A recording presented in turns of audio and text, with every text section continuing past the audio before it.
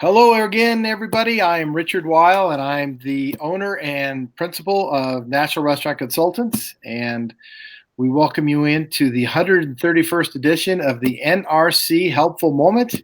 And as always, newly back from his great couple weeks on the East Coast, where he hails from. Yes, indeed. Brian Devine from CafeFuel and Top Line Management. Brian, how was that hot and humid weather in the Northeast? I am not used to it, but I got to tell you, it's a little better than the hot and smoky weather that we've got here in Colorado. So yeah, it's not so bad here today, but it certainly has been terrible here. And we certainly appreciate everybody taking the time to join us today, because we have who I consider to be an icon in the food service and hospitality industry, the president emeritus of the International Food Service Executive Association, a longtime acquaintance of mine. I believe we've known each other well over 40 years. Mr. Ed Manley, live and in color from South Florida. How are you today, Ed? Well, it's a lovely day, and there's not a tornado coming through today for a change. So we're doing great. Thank you very much. And no hurricane. That's a good thing, too. So there you go. No hurricane. Happy to be with you. That's great. Well, thanks for joining us, Ed. And a topic that Ed is an expert at, not only in the food service and hospitality industry, but customer service is a passion of Ed Manley's. He is a individual who not only practices what he preaches, but he loves to teach and talk about customer service. And so, Ed, without further ado, I'm going to have you get started and talk about customer service in the hospitality industry. So, the other day I was having a conversation, and Richard said to somebody else, well, Ed's an awesome salesman or something like that. I'm not an awesome salesman. What I am is I love the product that we have. I know it changes lives, and I know these people need it. And so I'm really a better talker than a salesman, to be honest with you. Let me start with a Gallup poll that I just saw. It's from 2008, but really reverberated. It's what we teach. And it said that 9% of service people, food service and other service people, only 9% are engaged, want to help the company, want to do a really good job for their customers. 20% are the opposite. They're trying to screw anything up they can. They want to undo the good work of all the great people. That's 20%. In the middle is the 70%. 71% who are just hanging in, hanging out, and hanging on. They ain't doing a thing. They're showing up, and that's about it. So that's what you got out there. And this was a Gallup poll. So, you can't teach somebody to be customer service friendly. We're born friendly, right? When we're little, we're friendly. We cry, you change the diaper, I'm happy. We get unfriendly by life, right? So you have to be, whether you're friendly with family or you're friendly just in general, or you want to help people, you help the little old lady across the street, you hold the door for some guy coming in, that has to be your basic personality. If you don't have that, then we can teach you the techniques, which is what we do. But you have to start off friendly and caring in any business, whether you're just trying to talk somebody into giving you a ride or whatever. Right? You have to be user-friendly. So whether you're, this is not just wait staff, okay? This is customers that you're calling on as a salesperson. Also, you have to present your product as if you care, and all you care about is that you're going to give these people the best tomato soup that there ever was invented, right? And so, again, you're not beating them into anything. You're just using your personality to have them feel like they were well treated. Starts and ends with you. Can be screwed up by your bosses. One of the things Bill Marvin says is the thing that he counsels most people on who manage restaurants is get out of the way. Let those people be friendly. Quit telling them they got to do 5 more tables a night. They're selling your business, so you have to do that. One of the questions on a customer service exam that Bill Marvin came up with, and it says, what's the thing most absent in the hospitality business? And the answer is hospitality. Say, what? We're in the hospitality business. So I'll tell you a quick story. So I'm in a restaurant in New York. I guess they call them fast casual. I won't name them. But the food was excellent. The service was atrocious. They didn't do a thing that they were supposed to do. I sat there. Nobody came over. Do I want another drink? I don't know. Is my food good? I don't know. Nothing. So as they added up, which we talk about that, you add up. You don't get points for doing it right, but you lose points for doing it wrong. So I finally said, in a friendly manner, I wasn't out to get anybody mad, but hey, can I see the manager? So the manager comes over, and I'm going down the list of all the things. And finally I said to her, it's in the manual. Now, I've never seen the manual. She says, you're right. She laughed. It is in the manual. Everything that I talked about, it's in the manual. You're supposed to do this. This is basic customer service. Why wouldn't you do that? Because they hired the wrong people, is what I would have to say. Because I don't care what you do. I don't care what the boss, I'm going to be freaking friendly. Okay, you can't make me unfriendly when I'm talking to somebody, right? Because well, some would say not necessarily, but including Richard. But in general, unless you make me cranky, I'm happy. So if the guest experiences great customer service, they're coming back. The meal could be, meals wherever. You can eat at the fanciest restaurant and have a lousy meal or a mediocre meal. But they're going to come back for that customer service. So why wouldn't you give great customer service? Why wouldn't you understand? If these people love me, they're going to tip me better. Now, I'm going to do it anyway, whether they tip me or they don't. We teach, don't go, oh, gee, cheapo, but we know if you make the guest happy, do what you would do when people who serve go in the restaurant too. And when do you tip great? When the wait staff gives you great service. So why wouldn't you do that? The other thing is, how do you provide great service? So I ate in a fancy yen $200 a plate Japanese restaurant in New York recently. And they have this Wagyu beef, and it comes in the treasure chest. So you can get a treasure chest Wagyu beef. You can get Wagyu beef at I think it's what's that burger chain? I think it's a Stadium. Whatever it is. So you can get Wagyu beef there, but not the same Wagyu beef. Right? This is probably $50 a pound or an ounce. I don't know. But this was $170 for 7 ounces. What made it worth $170? Nothing for me, but somebody else was buying, because the waiter stands there and opens up the case slowly, and out comes, and here sits this beautiful in the middle of a bunch of smoke, and the smoke is coming up, and everybody's going, wow, dude, you just spent $170 to see some smoke come up. But it's an experience I've never seen before, and I didn't even like the beef, to tell you the truth, but I love the show. I'm talking about the show, right? What else did I like about the place? Everybody did everything. It wasn't Mary's table. It was everybody's table. If they saw that my drink was down, somebody else would come by and say, can I get something to drink? Do you need anything more? Would you like me to cut that Wagyu beef at 170? That was 7 ounces. Would you like me to cut a quarter of an ounce off for you? Because you didn't pay the bill. And so how do you do that? So what are these magical techniques that we teach? They're not magic.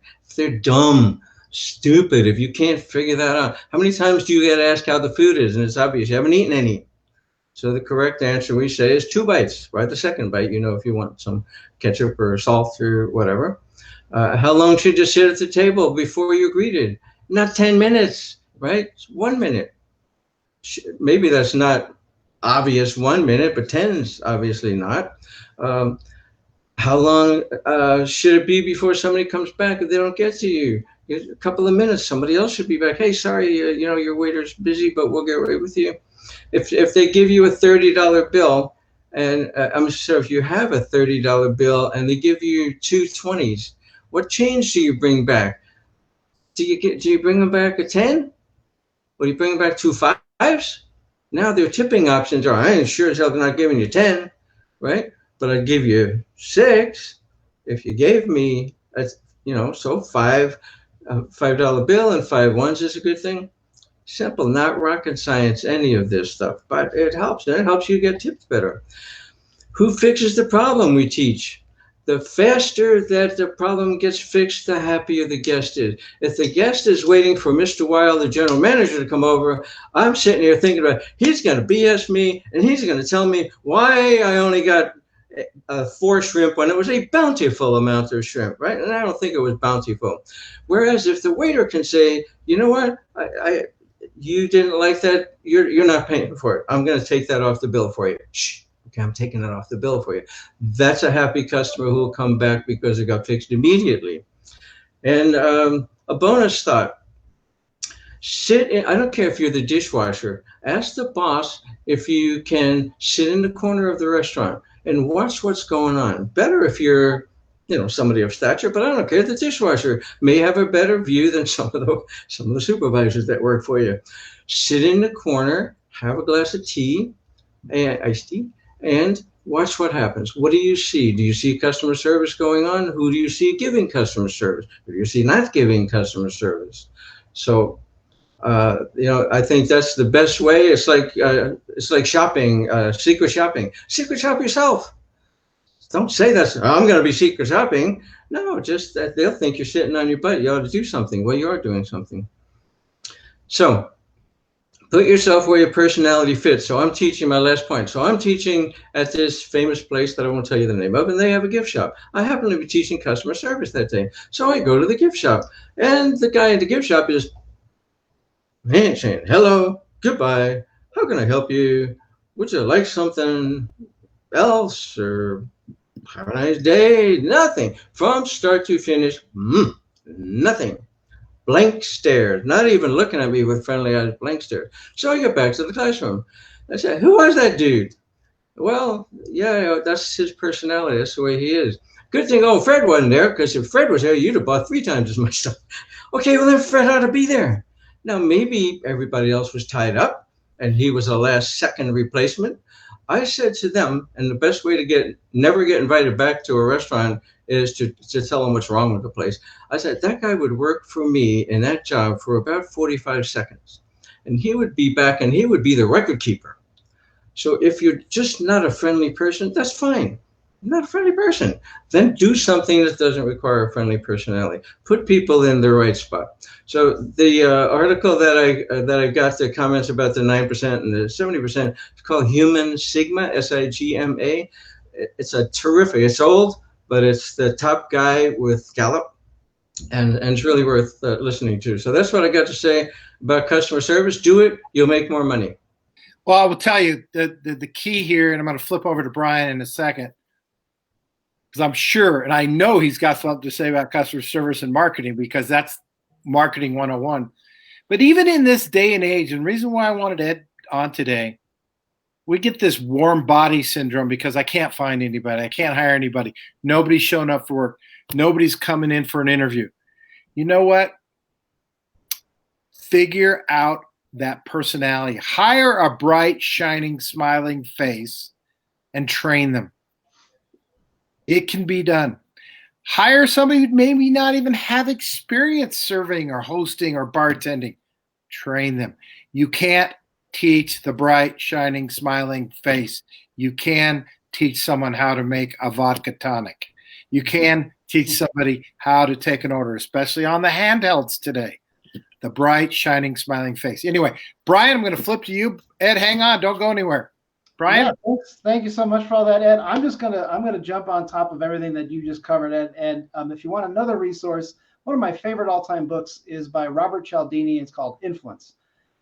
If you ever want to just get all of the science behind what Ed's talking about, it's there and it's amazing. And what popped into my head is there was inside of that book, there's this whole study about a airline that was trying to figure out how they could hire people that actually cared, right? That would do a nice job. And what they did was they gave them in a group setting something that's kind of erroneous, right? They had to give a little presentation. And no one that worked there paid any attention to the presentation because it didn't matter. What mattered was everyone else in the audience. And were they watching the presentation and encouraging the person that was stumbling through it and trying to be helpful, or were they just focused on their stuff and their presentation? And that's how they hired. They just basically went, anyone that was helping everyone else, we're hiring them. We don't care what their experience or background is. That's who we want. So that kind of struck me when we were listening to what Ed was talking about, because it's just all along the same line. So that's all I wanted to cover today. We can always talk about all kinds of building the list and all that good stuff next time. So I know we're running a few days behind on the helpful moment. It's really my fault more than anybody else, but I can tell you, as much as anything else, this is a topic that you all need to take to heart, because it really does matter, that bright, shining, smiling face. And Ed Manley, through his certification programs, he can help you do this teaching, and it's a great certification course. Customer service, it's that simple. It's customer service. Get a hold of us, or get a hold of the Food Service Institute. Is it foodserviceinstitute.org? .com. Food Service Institute.com. Yeah. And I will tell you, it's one of the multiples of certification classes that's out there. And Ed is a genius when it comes to certifying people, getting them certified in customer service or other many valuable topics. So anything else? Can I say one other thing? You can. So with COVID, customer service includes making them feel comfortable when they're in there. They need to see that it's different. You can't just do all this before they get in so they don't see anything. No, you need to be out there, and you need to be wiping and washing and going behind everybody and making that, we already did a half a moment on this, but I think it bears repeating in customer service. Make those people feel comfortable. Yeah, yeah, we can still hear you though.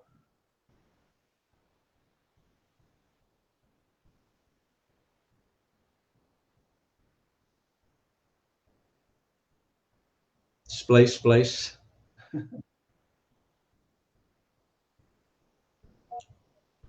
Bye for now, everybody. Bye, y'all. Thank you.